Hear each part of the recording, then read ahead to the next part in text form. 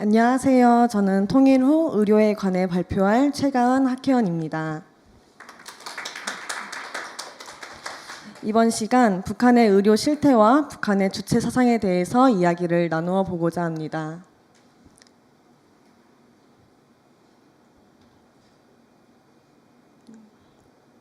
북한은 공식적으로 무상의료 체계를 표방하고 있습니다.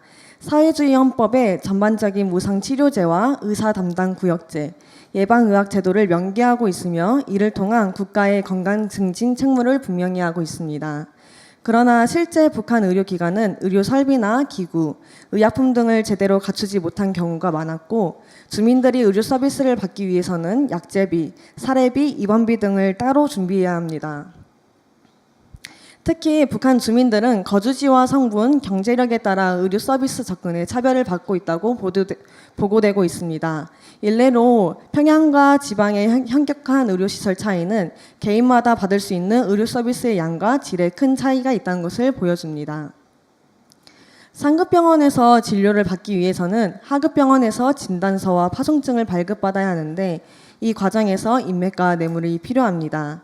진단서와 파송증은 담당 의사의 판단만으로 발급되는 것이 아니라 환자를 진료한 해당 부서의 회의를 거쳐야 하는 등 절차가 까다로워 발급이 쉽지 않다고 합니다. 따라서 도인민병원이나 평양의 중앙병원, 특수전문병원에서 진료를 받기 위해서는 인맥과 뇌물을 동원해야 한다는 것이 탈북자들의 공통된 진술입니다. 또한 북한에는 특정 계층만 이용할 수 있는 의료시설 및 진료 부서가 있는 것으로 확인됐습니다. 대표적인 특권층 전용 병원으로 평양의 중앙당 간부와 그 가족들만 이용할 수 있는 봉화진료소가 있다는 증언이 수집되었습니다. 증언에 따르면 일정 계급 이상의 간부와 가족들을 위한 시설로 진료과가 있는데 이 진료과를 이용할 수 있는 대상은 간부, 김일성, 김정일 접견자, 북한 입장에서 국가 유공자라 할 수 있는 혁명열사, 애국열사 및 그 가족들로 한정이 됩니다. 이들이 진료과를 이용할 때는 관련 예산이 모두 지원되어 입원비를 포함한 모든 비용이 전액 무상이 됩니다. 또한 진료과 이용자가 상급병원으로 이송될 때에도 우선 대상자로 처리됩니다. 이 밖에도 의약품관리소에서 공급되는 약품 중 고가의 약품은 간부용이었으며 병원 구급차마저도 환자 이송보다는 간부들의 이동 편의를 위해 사용되는 경우가 많다고 합니다. 돈이 없으면 치료받을 수 있는 기회가 없는 북한 사회. 계급에 따라 생명의 존엄성이 나뉘는 것도 아닌데 북한은 무엇 때문에 인민들의 생명이 경시받기 시작했을까요? 북한의 주체 사상을 통해서 알 수 있습니다. 북한의 정치인인 황장엽은 1970년 10월 초순에 김일성을 만나 마르크스주의의 약점을 지적하며 주체 사상을 철학화하고 싶다는 의견을 내보였습니다. 그때 그는 김일성으로부터 주체 사상 연구에 대한 허가를 받고 연구를 시작합니다. 북한이 말하는 주체 사상이란 사람이 모든 것의 주인이며 모든 것을 결정한다는 기본 원칙 아래 정치에서의 자주, 경제에서의 자립, 국방에서의 자유를 말하고 있습니다. 구체적으로 해석하면 창조적 입장과 자주적 입장에서 안으로는 김일성 중심 체제를 확립하고 대외적으로는 바깥으로부터의 압력, 즉 중국과 소련의 대국주의의 압력을 받지 않겠다는 의미를 함축하고 있습니다. 김정일은 마르크시즘적 철학적 기반에서 주체 사상을 내용을 다음과 같이 10가지로 언급을 하고 있습니다. 결국 주체 사상은 세계 속에서의 사람의 지위와 역할에 관한 문제의 철학의 근본 문제로 제기하고 있으며 세계의 주인이 신이 아니라 인간이라는 명제를 제공하였습니다.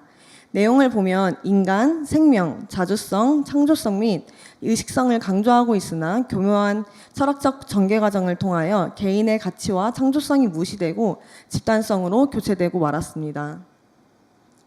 저희는 오늘 특히 6번째 항목을 파헤쳐 보고자 합니다. 북한의 주체 사상에서는 사람의 생명은 육체적 생명과 사회 정치적 생명으로 나뉜다고 말을 하고 있습니다. 이를 사회적 생명체론이라고 합니다. 일반적으로 내수는 생명 유기체를 이루는 각 기관들과 구조의 모든 활동을 분석, 종합하여 통일적으로 조절하고 지휘함으로써 하나의 방향으로 활동하도록 지시합니다.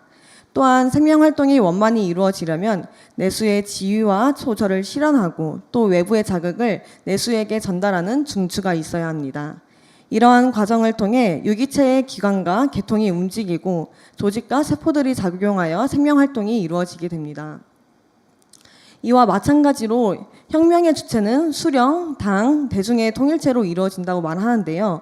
여기서 수령은 사회정치적 생명체의 최고 내수로서 생명의 중심을 말합니다. 사회정치적 생명체의 생명활동이 원만히 진행되려면 수령의 지위를 실현하는 중추로서의 당이 있어야 합니다.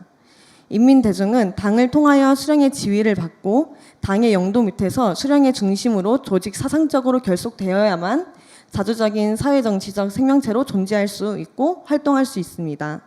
이때 비로소 혁명의 주체로서 지위와 역할을 원만하게 수행할 수 있다고 말을 합니다. 따라서 수령, 당, 대중의 통일체가 역사의 자주적인 주체로 된다는 것입니다. 이러한 북한의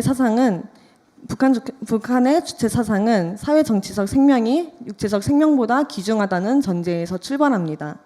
김정일은 1986년 주체 사상 교양에서 제기되는 몇 가지 문제에 대하여라는 논문을 발표합니다. 이를 통해 개개인의 육체적 생명은 끝이 있지만 사회 정치적 생명은 수령, 당, 대중의 통일체를 이룰 경우 사회 정치적 생명체를 통해 영생한다고 말을 하고 있습니다. 또한 사람의 육체적 생명은 친부모로부터 부여받지만 정치적 생명의 경우 수령으로부터 받게 된다고 말합니다. 영원한 정치적 생명을 얻기 위해서는 일시적인 육체적 생명을 버려야 한다고 가르칩니다. 이러한 주체 사상은 종교의 많은 면을 포함하고 있고 실제로 죽음까지 불사하는 순교적인 정신까지 갖고 있습니다. 그런데 매우 아이러니컬한 것은 북한을 지배하고 있는 주체 사상을 북한 사람들 자신도 정확하게 알지 못하고 있다는 사실입니다.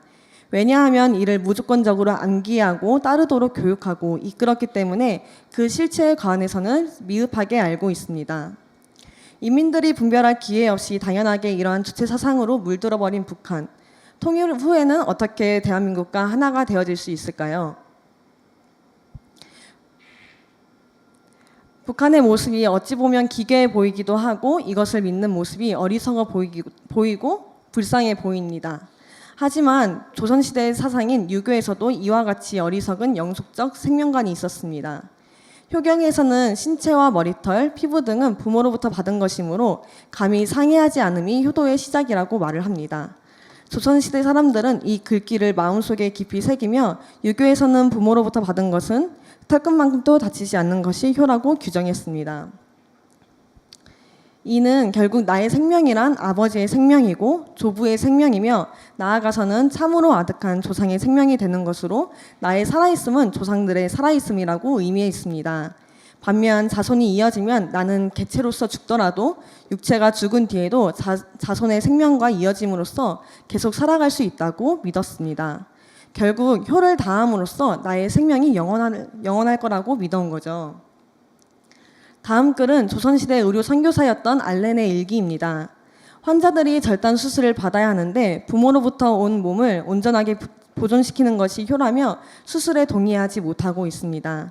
생명보다 부모로부터 얻은 몸을 온전하게 지키는 것이 조선시대의 사상이며 생명윤리관입니다. 또한 이러한 영속적 생명은 남성으로만 이어진다고 생각했기 때문에 여성의 생명과 인권은 무시되었습니다. 뿐만 아니라 윌리엄 스크랜턴이 레이드 박사에게 보낸 편지를 보면 조선의 상황이 현재 북한과 다를 바가 없음을 볼 수 있습니다. 하인 같은 사람들이 회생 불가능한 병이 들거나 전염병에 걸리면 성 밖으로 추방되어 집으로 만든 움막 안에서 혼자 살도록 버려지는데 이러한 불쌍한 사람들에게는 집조차 제공되지 않습니다. 서울 성문 밖 어느 곳을 가보던지 언제나 이처럼 버려진 환자들은 수백 명씩 발견할 수 있습니다. 글을 보면 조선시대 노비의 생명은 전혀 보호받지 못하고 있으며 물건으로 취급받아 쓸모를 다했을 때는 버리면 그만이라 생각했습니다. 유교 사상으로 인하여 생명보다 충효가 중시되었던 나라, 남하 선호 사상으로 인하여 여자의 생명이 멸시받던 나라, 계급 사회로 인하여 노비는 사람조차 취급받지 못했던 나라가 조선시대, 즉 대한민국의 과거였습니다. 이러한 사상이 변화될 수 있었던 것은 선교사님들이 가지고 온 복음과 헌신 때문입니다. 하나님이 자기 형상 곧 하나님의 형상대로 사람을 창조하시되 남자와 여자를 창조하시고. 선교사님이 가지고 온 복음 속에는 모든 인간은 하나님 아래 평등하고 하나님의 형상대로 지음받았기에 모든 사람은 존엄하다는 믿음이 있었습니다. 자기의 생명을 돌아보지 않고 자신의 모든 것을 쏟은 의료 선교사들의 헌신은 조선시대의 백성들의 생명을 살리고 병원을 설립하며 그들의 굳은 생각을 바꿔 나갔습니다. 뿐만 아니라 이러한 선교사들의 헌신은 인권을 무너뜨리고 있던 신분제 철폐에도 공헌했습니다. 세브란스 병원의 기틀을 닦은 에빈슨 선교사는 내무 대신인 유길준에게 불공평한 계급 사회를 바꿔야 한다고 편지를 썼습니다. 이에 유길준은 포고문이 발표되도록 했습니다. 지금부터 백정을 사람으로 간주한다. 조선시대에 강하게 자리 잡고 있던 유교 사상이 선교사님들의 헌신과 사랑으로 무너지기 시작했습니다. 이와 마찬가지로 북한의 주체 사상 역시 한국의 크리스천 의료인들을 통하여 무너져 내린 생명윤리를 복음 아래 다시 세울 수 있을 것입니다. 다음 논문에 따르면 그동안 한국교회의 북한 이탈 주민 선교는 큰 열매를 보지 못하고 있다고 합니다. 그 주요 원인으로 북한 이탈 주민들을 대상으로 선교한 사역자들이 이들의 세계관인 주체 사상을 명확하게 이해하지 못하거나 공감을 위한 노력 없이 일방적인 선포 방식을 취해왔기 때문으로 보고 있습니다. 이로 인해 복음이 거절되었고 탈북민의 내면에 복음이 자연스럽게 스며들지 못함에 따라 효과적인 선교의 결실을 보지 못하고 있습니다. 북한 이탈 주민 선교의 문제점을 반성하며 어떻게 통일을 준비해야 되는지 알 수 있습니다. 통일을 준비하는 의료인들은 먼저 북한의 주체 사상에 대해 정확하게 공부하고 이해해야 할 것입니다. 기독교의 생명론과 주체 사상의 사회정치적 생명론은 유사성과 차이점이 존재합니다. 김일성의 어린 시절 당시 북한의 교회는 뜨거웠고 김일성 역시 부모님을 따라 주일학교를 다녔습니다. 이러한 상황은 주체 사상을 만드는 데 영향이 있었을 것으로 보고 있습니다. 실제 주체 사상에서 사용하는 용어들이 기독교 용어가 혼합되어 있다고 합니다. 그러므로 오히려 공감대의 형성이 가능하기에 생각을 공감하며 북한의 주체 사상과 사회정치적 생명체론을 차근히 성경적 가치관으로 바꿔나가야 할 것입니다. 두 번째로는 교화 과정에서 비상한 인내와 상처 감내의 훈련을 받아야 할 것입니다. 그것은 북한의 집단 사회에서 평생을 살아오며 형성된 인성을 접하다 보니 겪을 수밖에 없는 사회 현상입니다. 생명을 바라보는 가치관도 다르기 때문에 보건 정책을 수립하고 진료 진찰 및 의료 행위를 할 때에도 관점이 다를 것입니다. 서로 이해가 되지 않는다고 하여 포기하고 배척하고 비난하는 것이 아니라 인내와 감내를 통해 끊임없이 맞춰져가는 과정이 필요할 것입니다. 세 번째로는 선교사님들이 보여주신 헌신과 사랑입니다. 북한 의료 체계는 사실상 제대로 작동되지 않고 있으며 의료 서비스에 대한 불균형한 접근성, 개인의 불법 의료 행위 만연, 불충분한 예방의학 등으로 북한의 인민의 건강권은 여전히 위협받고 있습니다. 국가 차원에서 이 불평등을 해결하는 것이 반드시 필요하지만 그 가운데 십자가에서 죽어지는 개인의 희생과 헌신이 들어갈 때 하나님께서 생명의 열매를 맺게 하실 것입니다. 그렇기 때문에 하나님의 사랑을 알고 북한을 위해 헌신할 다음 세대 의료인들이 일어나야 합니다. 제 이야기를 짧게 하자면 저는 원래 북한에 대해 전혀 관심이 없던 사람입니다. 요즘 세대는 북한 통일에 대해 적대적인 반응을 보이지만 저는 통일하면 하는 거지 이런 생각을 갖고 있었고 이 태도가 통일을 반대하는 것보다는 나쁘지 않다고 생각했습니다. 이번 발표를 준비하면서 처음으로 북한을 놓고 기도하고 공부하게 되었습니다. 북한에 대해 공부할수록 북한의 상황은 철저하게 악화되고 있으며 각 국가에서도 북한 붕괴를 준비하고 있음을 알게 되었습니다. 또한 최근 윤석열 대통령도 통일 독트린을 발표하는 등 통일을 준비하고 있다는 사실도 알게 되었습니다. 북한에 대해 전혀 관심이 없었기에 북한과 통일에 대한 흐름을 전혀 알지 못했습니다. 어리석은 다섯 처녀가 기름을 사러 간 사이에 신랑이 왔다. 준비된 처녀들은 신랑과 함께 결혼잔치에 들어가고 문은 닫혀 잠겼다. 모든 처녀가 신랑이 언제 오는지는 알지 못했지만 슬기로운 다섯 처녀는 기름을 준비하여 신랑이 왔을 때 결혼잔치에 들어갔습니다. 하지만 신랑이 올 것을 기대만 할 뿐 준비하지 않았던 어리석은 다섯 처녀는 결혼잔치에 들어가지 못하고 끝났습니다. 북한 통일 또한 마찬가지라는 마음을 주셨습니다. 북한이 언제 어떻게 무너질지 모르며 남한과도 언제 어떻게 통일이 될지 모른다는 것입니다. 이를 미리 대비한 사람들에게는 북한 체제의 붕괴와 남북 통일이 갑작스러운 일이 아닌 기대하고 기쁜 날이 될 것입니다. 하지만 대비하지 못한 사람에게는 북한의 무너짐과 이때의 세계의 각 국가의 움직임, 한국의 흐름이 당혹스럽고 두려우며 전혀 예측하지 못해 끌려다니게 될 것입니다. 그렇다면 저는 어리석은 다섯처녀가 아닌 하나님이 하실 일들을 기대하며 순종함으로 통일을 준비하는 의료인이 되고자 하는 소원함을 받게 되었습니다. 이곳에 오신 모든 분들도 각자의 영역에서 이 민족을 향한 하나님의 사명과 남북 통일을 준비하는 하나님의 용사로 준비되기를 축복드립니다. 이상으로 발표 마치도록 하겠습니다. 감사합니다.